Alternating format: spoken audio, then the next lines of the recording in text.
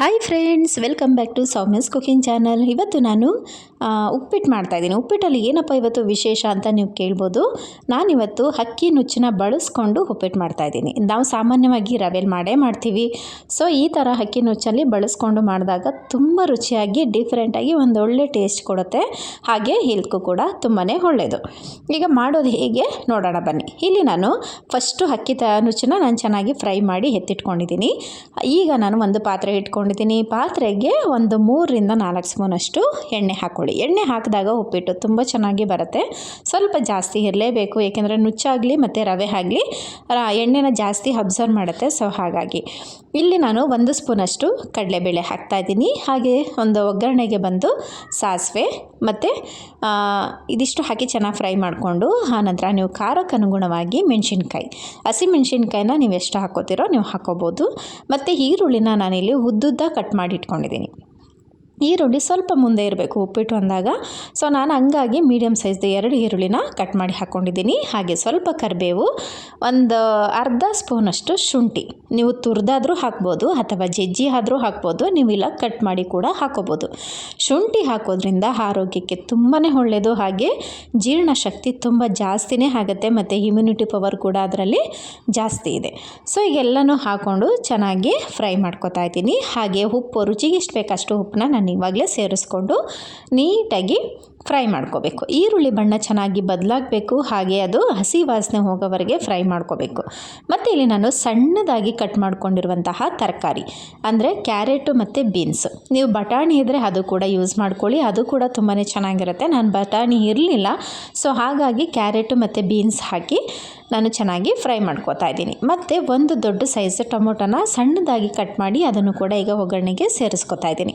ಲಾಸ್ಟಲ್ಲಿ ಟೊಮೊಟೊ ಹಾಕ್ಕೊಳ್ಳಿ, ಎಲ್ಲನೂ ಫ್ರೈ ಆದ ನಂತರ ಹಾಕ್ಕೊಳ್ಳಿ. ಏಕೆಂತಂದರೆ ಉಪ್ಪಿಟ್ಟಲ್ಲಿ ನಾವು ಫಸ್ಟೇ ಹಾಕಿದಾಗ ಏನಾಗುತ್ತೆ, ಸ್ವಲ್ಪ ಹುಳಿ ಅಂಶ ಅದು ಬೇಗ ಬಿಟ್ಬಿಡುತ್ತೆ. ಸೊ ಹಾಗಾಗಿ ಅದು ತಿನ್ನೋರಿಗೆ ಸ್ವಲ್ಪ ಒಂಥರ ಹಿಂಸೆ ಅಂತ ಅನಿಸ್ಬೋದು. ಸೊ ಹಾಗಾಗಿ ನಾವು ಲಾಸ್ಟಲ್ಲಿ ಟೊಮೊಟೊ ಬಳಸೋದ್ರಿಂದ ಅದಷ್ಟು ಬೇಗ ಬೇಯೋದಿಲ್ಲ ಮತ್ತು ಹುಳಿ ಅಂಶ ಕೂಡ ಜಾಸ್ತಿ ಆಗೋದಿಲ್ಲ. ಈಗ ನಾನಿಲ್ಲಿ 1 ಗ್ಲಾಸಷ್ಟು ಅಕ್ಕಿ ನುಚ್ಚನ್ನ ತೊಗೊಂಡಿದ್ದೀನಿ. ಅದಕ್ಕೆ ನಾನು 3 ಗ್ಲಾಸಷ್ಟು ನೀರನ್ನ ಸೇರಿಸ್ಕೊತಾ ಇದ್ದೀನಿ.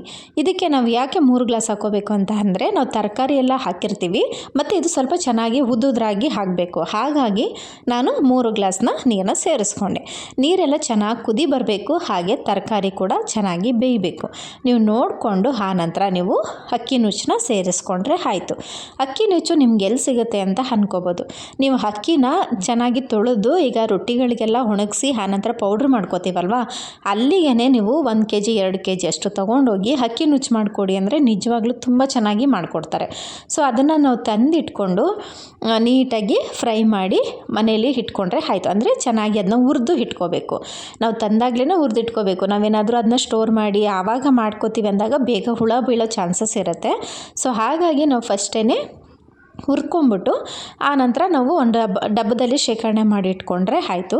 ಇದರಲ್ಲಿ ನೀವು ಇದು ಕೂಡ ಮಾಡ್ತಾರೆ, ಏನಪ್ಪ ಅಂತಂದರೆ ಕಡುಬು ಕೂಡ ಎಷ್ಟೋ ಜನ ಅಕ್ಕಿ ನುಚ್ಚಲ್ಲಿ ಮಾಡ್ತಾರೆ. ಇದು ಉಪ್ಪಿಟ್ಟು ಮಾಡೋದ್ರಿಂದ ಟೇಸ್ಟು ತುಂಬ ಚೆನ್ನಾಗಿರುತ್ತೆ. ಎಷ್ಟೋ ಜನ ರವೆ ತಿಂದರೆ ಹೊಟ್ಟೆ ನೋವಾಗೋದು, ಗ್ಯಾಸ್ಟ್ರಿಕ್ ಆಗೋದು ಈ ಥರನೂ ಆಗುತ್ತೆ. ಸೊ ನುಚ್ಚಿ ಬಳಸಿ ಮಾಡೋದ್ರಿಂದ ಆಮೇಲೆ ಇದು ಬೇಗ ಗಂಟಾಗಲ್ಲ. ನೀವು ಎಷ್ಟು ದೊಡ್ಡ ಹುರಿಯಲ್ಲಿ ಕೊಟ್ಕೊಂಡು ನೀವು ಮಾಡಿದ್ರೂ ಗಂಟಾಗಲ್ಲ. ಅಷ್ಟು ಚೆನ್ನಾಗಿ ಹುಡಿಯಾಗಿ ಬರುತ್ತೆ. ಹಾಗೆ ಟೇಸ್ಟು ನಾನು ಆಗಲೇ ಹೇಳ್ದಾಗೆ ತುಂಬಾ ಚೆನ್ನಾಗಿರುತ್ತೆ. ನೀವು ಒಂದ್ಸರಿ ಟ್ರೈ ಮಾಡಿ ನೋಡಿ ಹೇಗೆ ಬಂತು ಅಂತ ಕಮೆಂಟ್ ಸೆಕ್ಷನಲ್ಲಿ ಕಮೆಂಟ್ ಹಾಕೋದನ್ನು ಮರಿಬೇಡಿ. ನಾನೀಗೆಲ್ಲ ನೀಟಾಗಿ ಮಿಕ್ಸ್ ಮಾಡಿ ಅದು ಚೆನ್ನಾಗಿ ಬೇಯೋದಕ್ಕೆ ಬಿಟ್ಟಿದೆ. ಮತ್ತು ಸಣ್ಣ ಹುರಿಯಲ್ಲಿ ನಾವು ಒಂದು 5 ನಿಮಿಷ ಅದನ್ನ ಮುಚ್ಚಳ ಮುಚ್ಚಿ ಬೇಯೋದಕ್ಕೆ ಬಿಟ್ಬಿಡಬೇಕು. ಆವಾಗ ಅದು ಚೆನ್ನಾಗಿ ಬೆಂದು ಹರಡುತ್ತೆ. ಸೊ ಈಗ ನೋಡ್ತಾ ಇದ್ದಾರಲ್ಲ ಎಷ್ಟು ಚೆನ್ನಾಗಿ ಪರ್ಫೆಕ್ಟಾಗಿ ಬಂದಿದೆ ಅಂತ. ಅದು ಆರಿದ ಮೇಲಂತೂ ಇನ್ನೂ ಚೆನ್ನಾಗಿರುತ್ತೆ. ತುಂಬ ಹುಡಿಯಾಗಿ ಒಂಥರ ಚೆನ್ನಾಗಿರುತ್ತೆ, ಡಿಫ್ರೆಂಟ್ ಟೇಸ್ಟ್. ಇದು ಬಿಸಿಲಿರೋದ್ರಿಂದ ಸ್ವಲ್ಪ ಆ ಥರ ಅನ್ನಿಸ್ತಿದೆ, ಬಟ್ ಆರಿದ ಮೇಲಂತೂ ತುಂಬಾ ಚೆನ್ನಾಗಿರುತ್ತೆ. ಎಲ್ಲರೂ ಕೂಡ ಇಷ್ಟಪಟ್ಟು ತಿಂತಾರೆ. ನೀವು ಒಂದ್ಸರಿ ಟ್ರೈ ಮಾಡಿ. ಈಗ ನೋಡ್ತಾ ಇದ್ದೀರಲ್ಲ, ಅಕ್ಕಿ ನುಚ್ಚಿದು ಉಪ್ಪಿಟ್ಟು ರೆಡಿಯಾಗಿದೆ.